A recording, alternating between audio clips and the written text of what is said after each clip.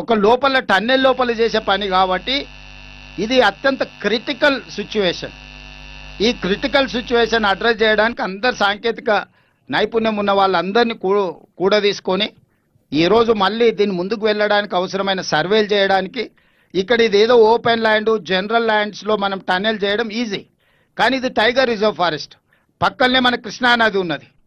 ఈ అన్ని నేపథ్యంలో దీన్ని జాగ్రత్తగా ఈ పనుల్ని పూర్తి చేయడానికి ఇవాళ నిర్ణయం తీసుకున్నాం. ఈ పనులలో భాగంగా మా వంశీకృష్ణ గారు కొన్ని విషయాలను దృష్టికి తీసుకొచ్చారు.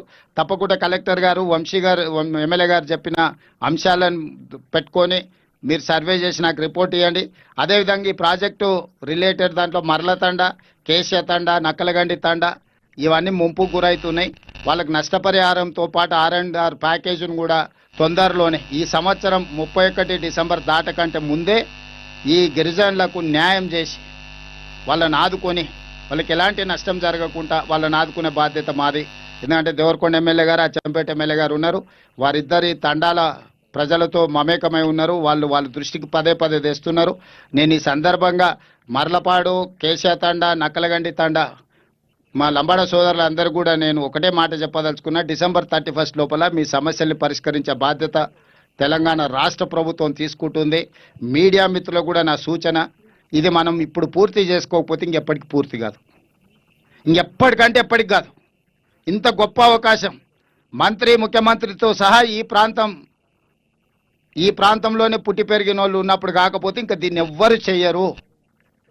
ఇందులో ఈ పనిని పూర్తి చేసుకోవడానికి మనందరం కూడా ఏకం కావాలి. దీని మీద చిలువలు పలువలు తప్పుడు ఆరోపణలు ఎవరని చెప్తే మనందరం కలిసి తిరిగేసి కొట్టాలి.